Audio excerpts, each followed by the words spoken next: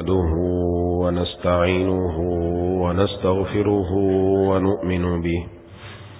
ونؤمن به ونتوكل عليه ونعوذ بالله من شرور أنفسنا ومن سيئات أعمالنا من يهده الله فلا مضل له ومن يضلله فلا هادي له ونشهد أن لا إله إلا الله وحده لا شريك له ونشهد أن سيدنا ومولانا محمدا عبده ورسوله صلى الله تعالى على خير خلقه محمد وعلى آله وأصحابه ومن تبعهم بإحسان إلى يوم القيامة أما بعد فأعوذ بالله من الشيطان الرجيم بسم الله الرحمن الرحيم والعصر إن الإنسان لفي خسر إلا الذين آمنوا وعملوا الصالحات وتواصوا بالحق وتواصوا بالصبر. وقال النبي صلى الله عليه وسلم من حسن إسلام المرء تركه ما لا يعنيه أو كما قال عليه الصلاة والسلام. صدق الله وصدق رسوله النبي الكريم ونحن على ذلك لمن الشاهدين والشاكرين والحمد لله رب العالمين. میرے دوستوں اور ساتھیوں، اللہ تبارک و تعالی نے بڑی مہربانی کرم نوازی فرمائی، ہم سب کو ایک بار پھر رمضان المبارک نصیب فرمایا۔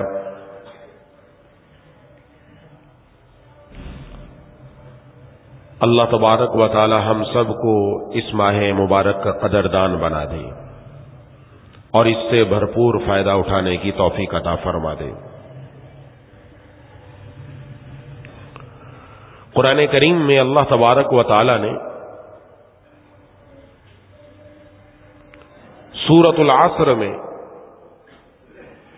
زمانے کی قسم کھائی، فرمایا قسم ہے زمانے کی، ساری انسانیت خسارے میں ہے، نقصان میں ہے، گھاٹے میں ہے۔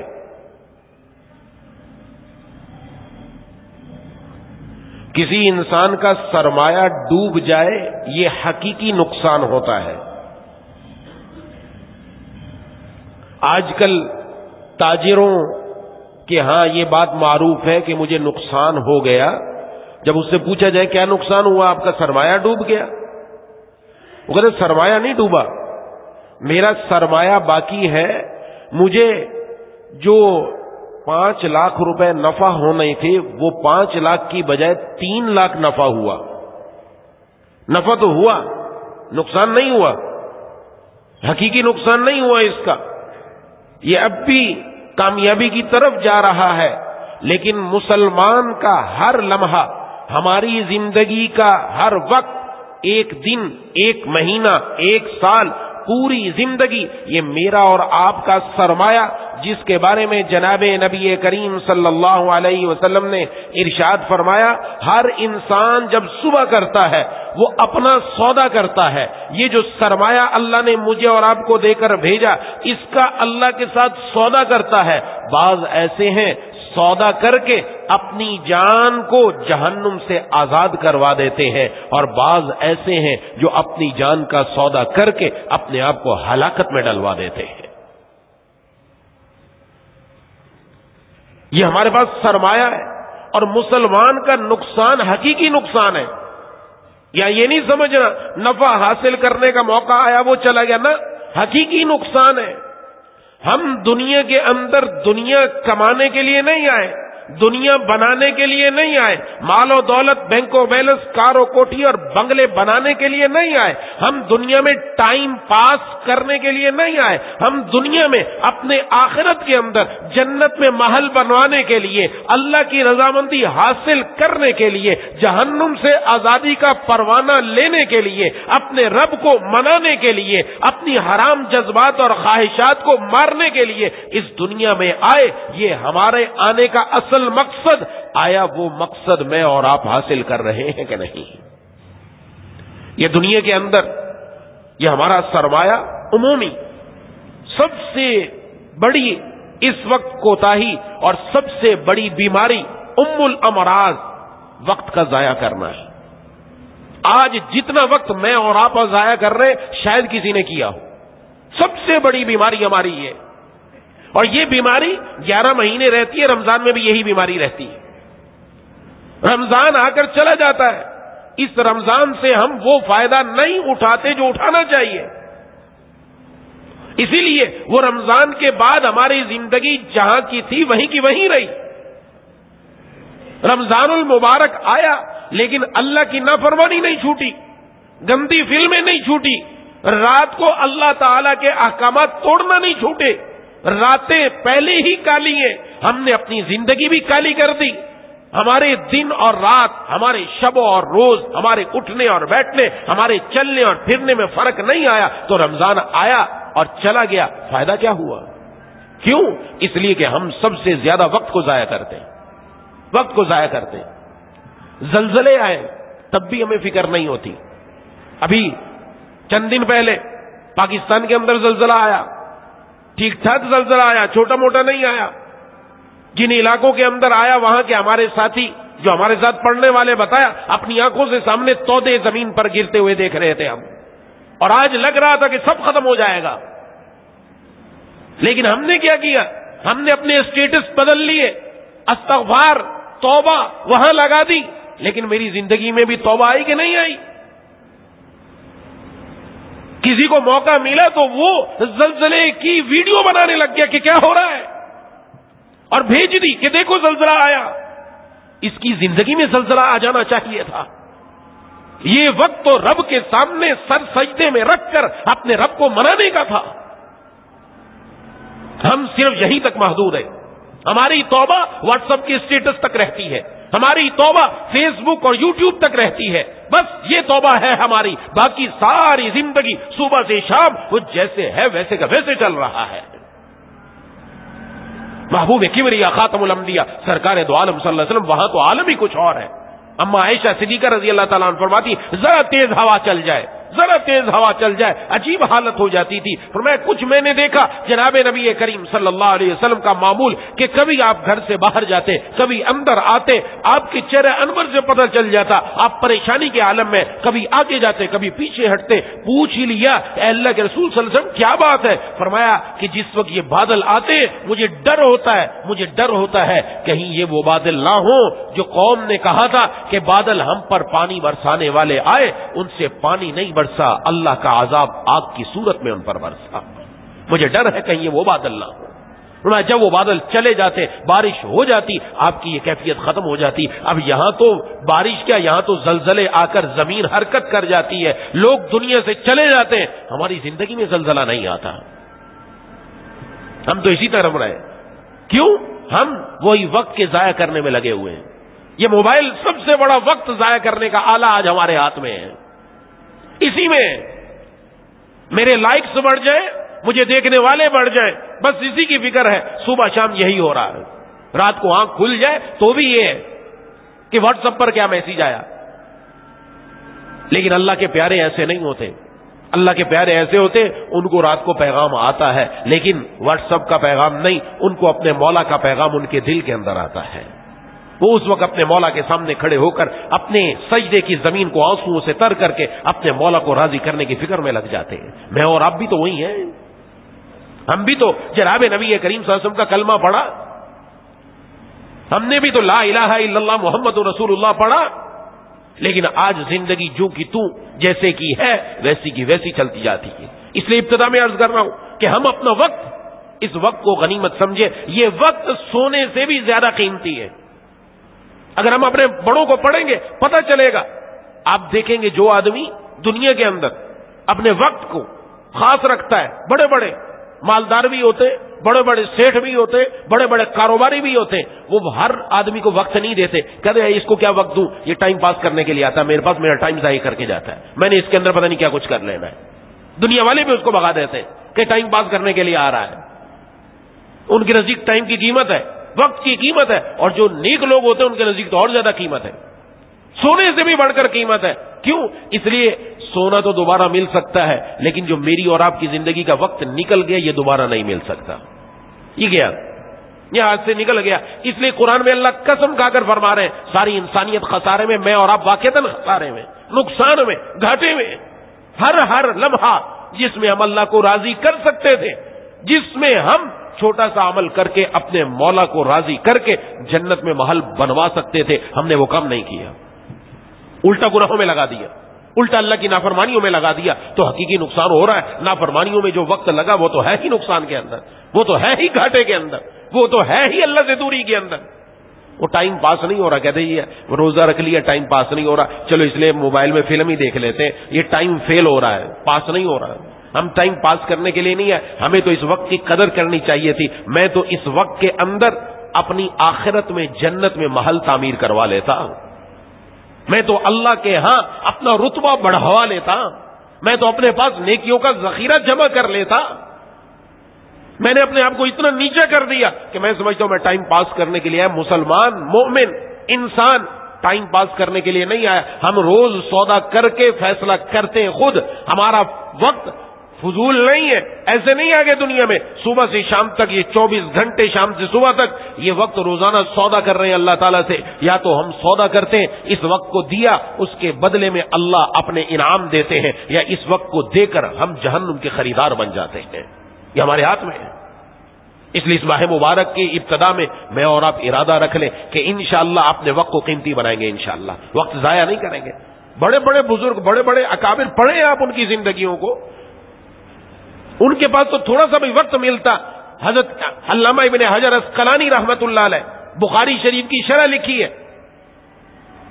وہ جب حدیث لکھ رہے ہوتے تھے تو حدیث لکھ رہے، یہ تو دین کا کام ہے، اسی میں مشغول ہے، لیکن اسی دوران وہ اس دور کے اندر پہلے آپ شاید دیکھا ہوگا کہ ایک بانس کا قلم ہوتا تھا، اس کا خط بنانا پڑتا تھا، بار بار اس کو ٹھیک کرنا پڑتا تھا.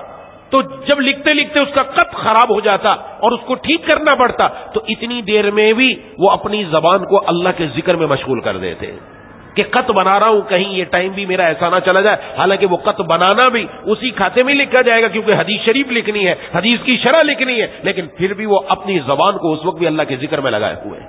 اور ہم تو ذکر کے وقت میں ذکر نہیں کرتے.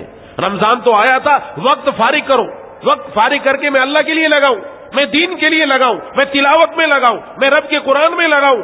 پتہ چل رہا ہے کہ وہ وقت ہم اور زیادہ دنیا میں لگا رہے ہیں. رمضان میں دنیا آباد ہو رہی ہے، یہ سیزن ہے.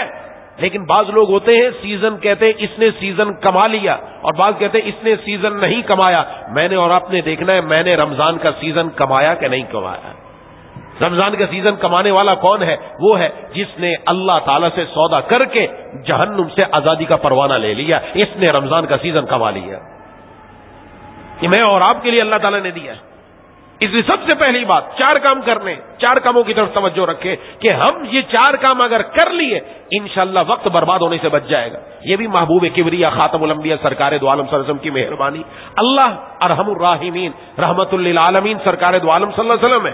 ایک طرف ارحم الراحمین ہے، دوسری طرف رحمت للعالمین ہے. سبحان اللہ. یہ انسان نقصان اور خسارے میں جا رہا تھا، ہمیں کیا کچھ دے کر چلے گئے، اس میں اللہ تعالیٰ نے کیا کچھ عطا فرما دیا. جناب نبی کریم صلی اللہ علیہ وسلم کی ایک حدیث کا مفہوم ہے، جمعے کے لیے الحمدللہ آئے، ہم جمعے کے لیے آئے. جناب نبی کریم صلی اللہ علیہ وسلم کی حدیث کا مفہوم ہے کہ جس آدمی نے جمعے کے دن غسل کیا، غسل کرنے کے بعد اچھے کپڑے پہنے، اچھے کپڑے پہن کر جلدی مسجد میں آ گیا، جلدی، وقت پاس نہیں ہو رہا، وقت کامیاب ہو رہا ہے، وقت کو بنا رہا ہے، جلدی مسجد میں آ گیا اور آ کر امام کے قریب بیٹھا، امام کے قریب بیٹھا، کوئی لغو حرکت نہیں کی، فضول حرکت نہیں کی، مسجد میں بیٹھا ادھر ادھر کی باتیں نہیں کی، موبائل میں نہیں لگا، کوئی لغو حرکت نہیں کی. فرمایا اللہ تعالیٰ یہ اپنے گھر سے چل کر مسجد تک آیا، ہر قدم پر یہ صحیح حدیث ہے، ہر قدم پر اللہ 1 سال کے روزوں کا ثواب اور 1 سال کی نفل نمازوں کا ثواب عطا فرماتے ہیں.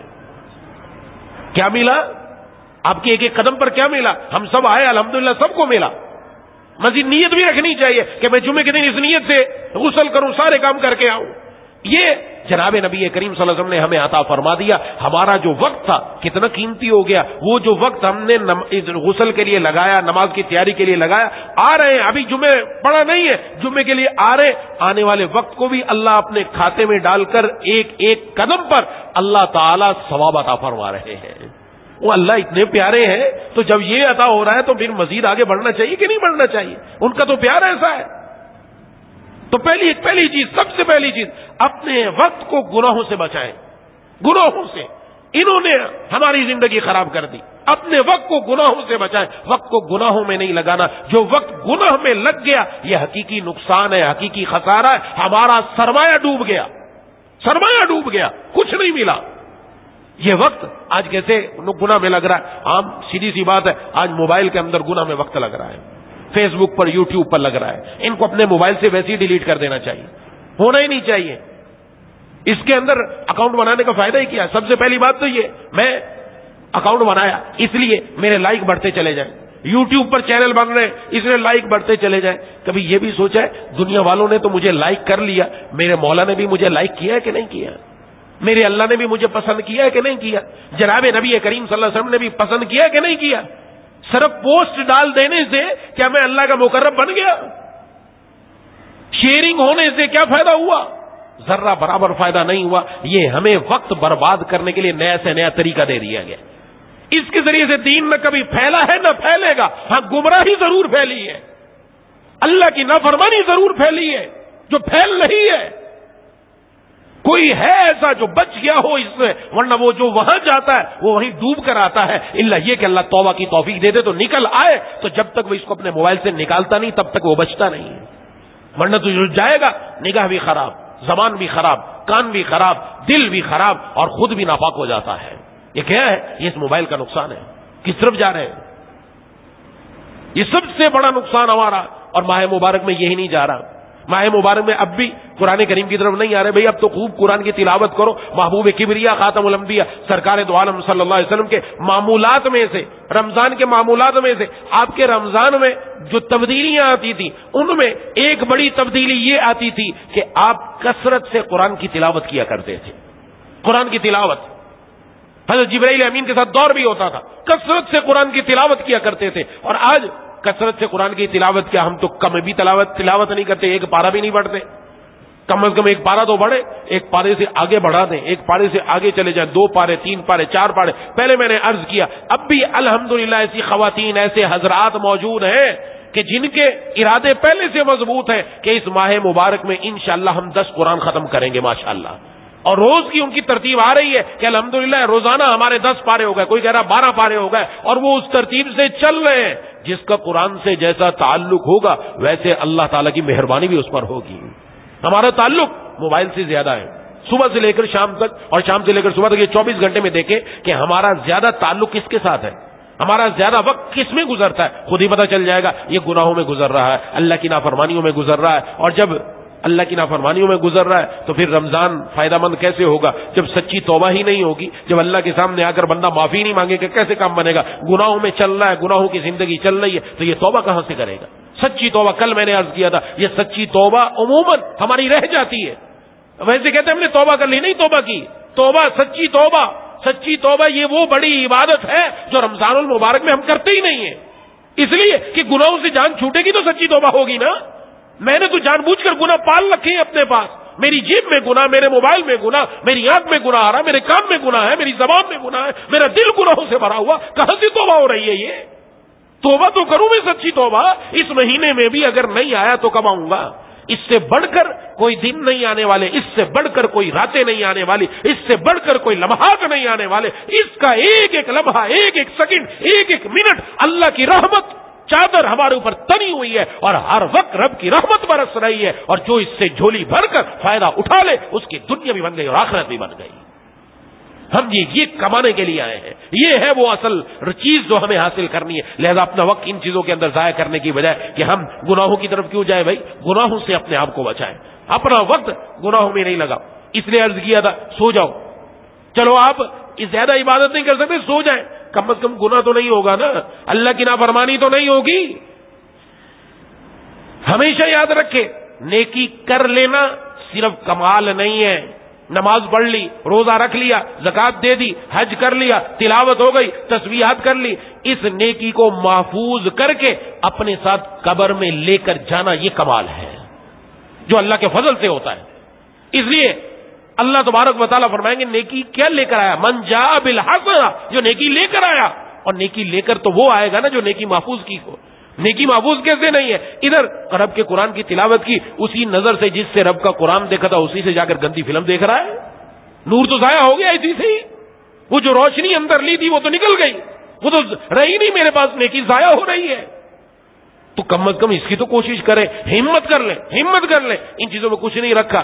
اس وقت شیاطین بند ہیں، جکڑ دیے گئے، سرکش جتنے بھی ہیں سب جکڑ دیے گئے ہیں، نفس ہمارا لگا ہوا، یہ نفس ہے نا جو انسان کے ساتھ، اس کو مات دینی ہے، اس کو ہم نے اس کے ساتھ مقابلہ ہے، پہلوانی اس کے ساتھ ہو رہی ہے، اس کو مات دے کر اللہ تبارک و تعالیٰ کے حکم کا جھنڈا بلند کرنا ہے، اصل کام یہ ہے، اور اس کو مات دے دی کام بن گیا ہمارا۔ بس اس کے لیے ہمت کر لو، ہمت کر لے، ارادہ کر لے، جو بندہ ہمت کر لیتا ہے، ارادہ کر لیتا ہے، اللہ تعالیٰ اس کو ضرور اس کی توفیق عطا فرما دیتے ہیں کہ میں یہ ارادہ کر لوں انشاءاللہ یہ پورا میرا ماہ مبارک نہ میری ایک آنکھ خراب ہوگی، نہ میرا کان ایک خراب ہوگا، نہ زبان خراب ہوگی، بلکہ ان تینوں کی پاکی کا میں خیال رکھوں گا۔ یہ تین پاک ہو گئے، میرا دل بھی انشاءاللہ پاک ہوگا۔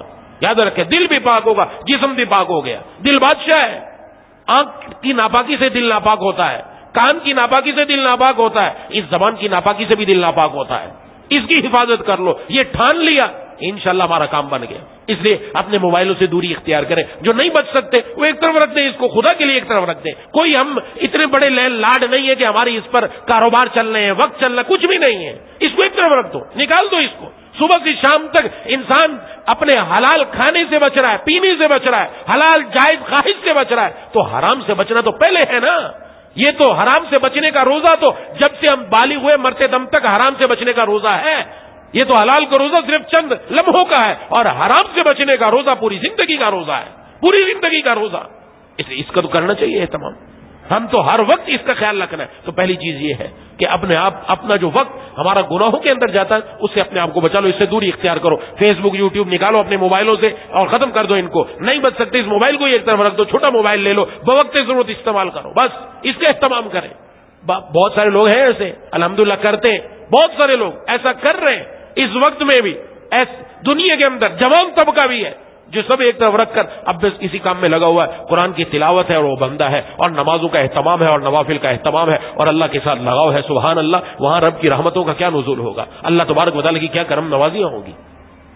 نمبر 2، ہر کام کے اندر یہ سوچ لے کہ میں اللہ کی رضا کے لیے کر رہا ہوں۔ ہر کام آپ کا صبح سے شام اور شام سے صبح تک ہر کام میں جب یہ نیت آ گئی تو ہر کام ہمارا عبادت بن جائے گا، ہر کام عبادت بن گیا۔ یہ وقت ہمارا بچ گیا، کامیاب ہو گئے ہم۔ ہر کام کیا، کھانا ہے انسان کی ضرورت ہے، پانی پینا ہے انسان کی ضرورت ہے، سحری بھی کھانی ہے، افطار بھی کرنا ہے، دن کے وقت اپنے کاروبار کو بھی چلانا ہے، یہ بھی انسان کی ضرورت ہے، ایک حد تک اس کو بھی چلایا جائے۔ یہ نہیں کہ اس کاروبار میں مگن ہو گیا، رات 1-1 2-2 3-3 4-4 بجے تک دکانیں کھلی ہوئی ہیں، نا۔ یہ رمضان یہ تھلے آباد کرنے کے لیے، بازار آباد کرنے کے لیے، کرکٹ کھیلنے کے لیے نہیں آیا۔ یہ رمضان اپنے اللہ کے سامنے جھکنے کے لیے اور اپنی سجدے کی زمین کو آنسوؤں سے تر کرنے کے لیے آیا ہے۔ اس کے لیے آؤ۔ اب رات کو میچ شروع ہو جائیں گے، میچ شروع ہوگا، نوجوان طبقہ لگا پڑا ہے، یہ میچ کھیلنے کے لیے آیا تھا، یہ رمضان اس مقصد کے لیے آیا۔ یعنی جو وقت ہم نے اللہ کے لیے دینا تھا وہ بھی ہم دنیا کو دے رہے ہیں، وہ بھی دنیا کے، اور فضول کام، لغو کام، جس کا نہ دنیا میں فائدہ نہ آخرت میں فائدہ، ان کاموں کے اندر لگ رہا ہے، کوئی فائدہ نہیں، ذرہ برابر۔ کیا فائدہ ہو جائے گا اس کا؟ کچھ مل جائے گا، کچھ بھی نہیں ملنے والا۔ خامخواہ اس میں گالیاں اور نکلیں گی، باتیں اور ہوگی، اور زبان گندی ہوگی، نہ جانے کیا کچھ گندا ہو جائے گا، اور ان چکروں کے اندر پڑے ہوئے اللہ کے بندے۔ یہ راتیں رب کے سامنے جھکنے کی ہے، اللہ سے مانگنے کی ہے. تراویح پڑھ کر انسان رب تعالیٰ کے سامنے جھکے، مزید جھکے، تھوڑا سا سو لے، آرام کر لے، رات کے آخری پہر میں اٹھ کر تلاوت ہو، تسبیحات ہو، توافل ہو، تہجد ہو، رب سے مانگنا ہو. پھر دیکھیں رب تعالیٰ کہاں سے کہاں کیا بناتے. تو ہر کام میں اچھی نیت. یہ میں روزہ جو صبح سحری کی اس لیے کہ حضور صلی اللہ علیہ وسلم کی سنت ہے، آپ نے سنت پڑھا. یہ سحری بھی عموماً لوگ چھوڑ دیتے ہیں، سحری مسنون ہے، سنت ہے، جناب نبی کریم صلی اللہ علیہ وسلم کی اس کی ترغیب دی ہے. تو سحری کھانا اس لیے میں کھا رہا ہوں، حضور کی سنت ہے. یہ میرا سحری کھانا بھی عبادت بن گیا الحمدللہ. اس لیے کھا رہا ہوں جسم میں شام تک طاقت رہے، میں نمازوں کو بھی ادا کر سکوں، میں تلاوت و تسبیحات بھی کر سکوں. اچھی نیت ہو گئی الحمدللہ. یہ کھانا بھی عبادت، افطاری میں عبادت، یہاں تک کہ مسلمان کا بیت الخلاء جانا بھی عبادت بن جاتا ہے. بیت الخلاء میں گیا، حضور کی سنت کے مطابق بایاں پاؤں اندر رکھا اور بایاں پاؤں رکھ کر دعا پڑھ کر اندر گیا، پھر فارغ ہو کر باہر نکلا، دایاں پاؤں پہلے باہر نکالا، سنت کے مطابق گیا، سنت کے مطابق آیا. یہ اس کا جانا بھی عبادت بن جاتا ہے. یہ دین تو ہمارا ایسا ہے. اپنی نیت ٹھیک کر لے، اپنا عمل ٹھیک کر لے، اس کی وجہ سے اللہ تعالیٰ کیا کچھ عطا فرمائے. یہ اللہ کی رضا ہے، اللہ کی رضا کے لیے کام ہو گیا. یہ دوسری چیز ہے جو اللہ کی رضا کے لیے ہر کام کرنا ہے. عبادات تو ہے ہی اللہ کی رضا کے لیے. نمبر 3، اس کے ساتھ کچھ ذکر اللہ کا اہتمام. ذکر اللہ کے اندر تلاوت بھی آتی ہے، تسبیحات بھی آتی ہے. روزانہ کچھ اللہ کو یاد کیا جائے. جس کا نام بار بار لیا جاتا ہے تو اس کا نام دل میں نقش ہو جاتا ہے. بار بار جس کا نام لیا جائے، جس کو بار بار یاد کیا جائے. ایسے ایسے لوگ دنیا سے گزرے، ایسے ایسے لوگ کہ جو اپنے دنیاوی کاموں میں لگے ہوئے، لیکن ان کے دنیاوی کاموں کے وقت بھی ان کی زبان سے اللہ اللہ جاری ہوا کرتا تھا. شاید آپ نے دیکھا ایسے لوگ، ایسے مستری جو دیواریں بناتے تھے، گھر بناتے تھے، گھر بناتے ہوئے ان کی زندگیوں میں اللہ تعالیٰ کا ایسا رنگ آیا کہ خود بخود دیوار کے اندر اللہ کے نام کا ڈیزائن بن جایا کرتا تھا. ان کی زندگیوں میں یہ آیا. دھو بھی ہے تو کپڑے دھو رہا ہے، دھوتے ہوئے وہ جب زمین پر اس کپڑے کو مارا کرتا تھا زبان سے اللہ اللہ نکلا کرتا تھا. زندگیوں میں اتنا آ گیا. ایسے لوگ بہت سارے موجود ہیں جن کو قرآن کریم کی تلاوت کا ایسا ہے تمام. وہ کہتے ہیں بیت الخلاء جاتے ہوئے زبان کو زبردستی روکنا پڑتا ہے کہ زبان وہاں نہ چلتی رہے. صبح سے شام تک زبان چل رہی ہے اور رب کے قرآن کی تلاوت ہو رہی ہے. سبحان اللہ. جس کی زبان سے مسلسل اللہ کا قرآن نکلے گا تو رب تعالیٰ کیا عطا فرمائیں گے اس کو. اللہ کا ذکر روزانہ کچھ کر لیا جائے. اس کے لیے جناب نبی کریم صلی اللہ علیہ وسلم کی ایک حدیث کا مفہوم ہے. فرمایا کہ ماہ رمضان المبارک میں 4 کام کر لو. لا الہ الا اللہ کثرت سے پڑھو. لا الہ الا اللہ کم از کم 100 مرتبہ تو پڑھ لیا جائے. اور حدیث شریف میں جو بندہ روزانہ لا الہ الا اللہ 100 مرتبہ پڑھتا ہے، فرمایا اللہ تبارک و تعالی قیامت والے دن اس کا چہرہ 14ویں کے چاند کی طرح چمکا دیں گے. اور میرے مرشد فرمایا کرتے تھے عارف باللہ مجدد زمانہ حضرت مولانا شاہ کی محمد اختر صاحب نور اللہ مرکزہ، اللہ آخرت میں 14ویں کے چاند کی طرح چہرہ چمکائیں گے تو دنیا میں بھی منہ چمکانے والے اعمال کی توفیق دے دیں گے. جو منہ کو کالا کر دے ایسے اعمال سے اللہ بچائیں گے، یعنی گناہوں سے بچا لیں گے.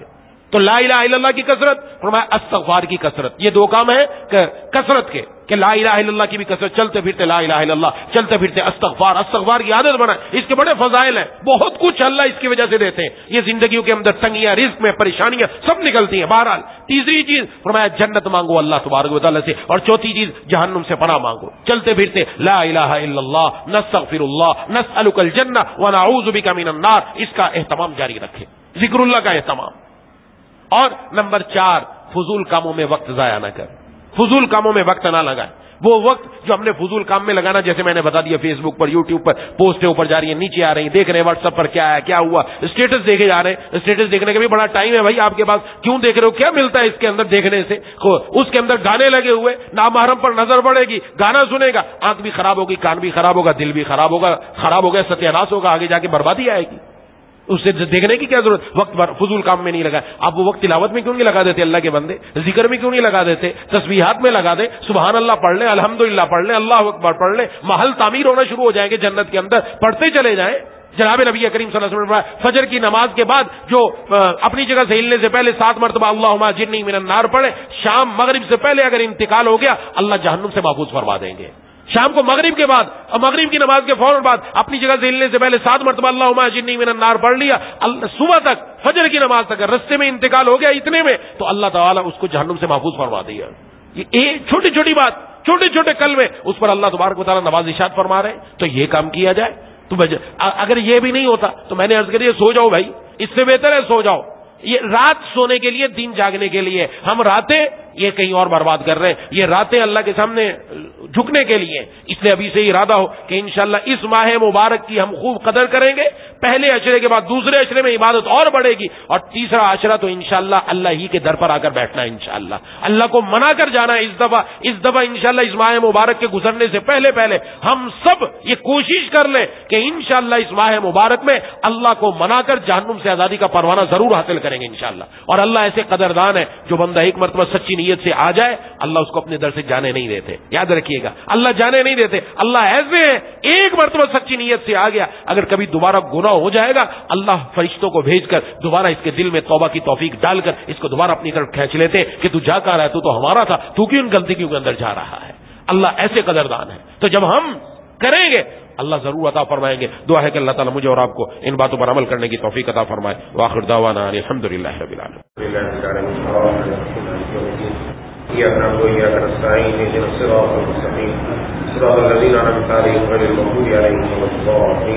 اللهم صل على سيدنا مولانا محمد وعلى آل سيدنا مولانا محمد وبارك وسلم. مولا کریم الہ العالمین الراحمین یا رب یا رب یا رب اللهم یا کبیر یا سمیع یا بصیر یا من لا وزیر له ولا شریک له. الله لا اله الا هو الحي القيوم لا اله الا انت سبحانك انی کنت من الظالمین.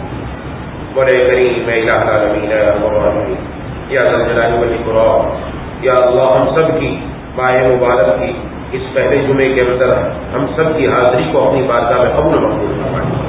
مولا کریم الہ العالمین الراحمین یا ذا الجلال والاکرام، ہمارے والدین، بیوی، بچوں، بہن، بھائیوں، دوستوں، احباب، تمام رشتہ داروں کی، اہل پاکستان کی پوری امت مسلمہ، یا اللہ اس ماہ مبارک کی برکت سے سب کی مغفرت فرما دی.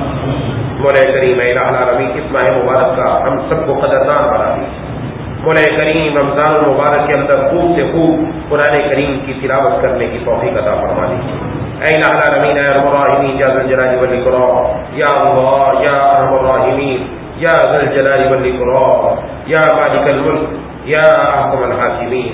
یا اللہ بالغ ہونے کے بعد سے اب تک جو کچھ ہم سے نافرمانی ہوئی جا بھول کر ہمارے علم میں یہ نہیں، یا اللہ وہاں سے اپنے فضل سے معاف کر. یا اللہ ہم سب سچی توبہ کرتے ہیں. یا الہ العالمین ہم گناہوں کی گندگیوں کے اندر، گناہوں کے ماحولوں میں مولا کریم آپ جس سے دوری کے اندر چلتے رہے. اے الہ العالمین اے ارحم الراحمین یا ذا الجلال والاکرام یا ارحم الراحمین ہم سچے دل سے یا اللہ آپ کے سامنے اپنے حق کو اٹھائے ہوئے. اے الہ العالمین اے ارحم الراحمین یا ذا الجلال والاکرام ہم سب کی توبہ کو اپنی بارگاہ میں قبول و مقبول فرما کر ہم سب کو اس توبہ پر قائم رہنے کی توفیق عطا فرما. مولا کریم الہ العالمین ہماری نظروں کو، ہماری زبان کو، ہمارے کانوں کو، ہمارے دل کو پاک فرما دیجیے. دائیں بائیں اوپر نیچے سامنے پیچھے ہر طرف سے یا الہ العالمین ہم سب کی حفاظت فرما دیجیے. جتنے عزیز و اقارب، جتنے جاننے پہچاننے والے یا الہ العالمین دنیا سے جا چکے سب کی خبروں کو روح سے منور فرما دیجیے.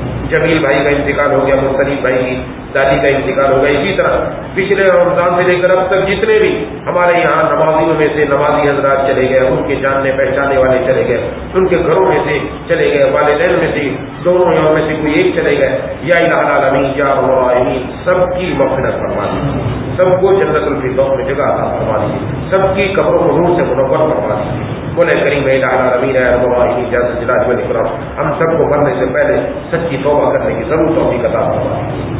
ایک ساتھی ہمارے ان کی بہو کا بھی ایکسیڈنٹ وغیرہ ہو گیا جس کی وجہ سے آپریشن ہوا ہے، اور ایک اور ساتھی ان کی منہ کا آپریشن ہوا ہے. سب نے دعا کے لیے کہا یا الہ العالمین یا ارحم الراحمین جو بیمار ہیں جنہوں نے دعا کے لیے کہا سب کو یا اللہ پہلے زبردست صحت عطا فرما. مولا کریم الہ العالمین اے ارحم الراحمین یا ذا الجلال والاکرام جیسا آپ چاہتے ہیں ویسا آپ سب کو بنا دیجیے. اللهم كل خير لكل مسلم ومسلمة. اللهم ارحم امة محمد صلى الله عليه وسلم. ربنا تقبل منا انك انت السميع العليم وتب علينا انك انت التواب الرحيم. صلى الله على خير خلق محمد وعلى اله وصحبه اجمعين برحمتك يا ارحم الراحمين.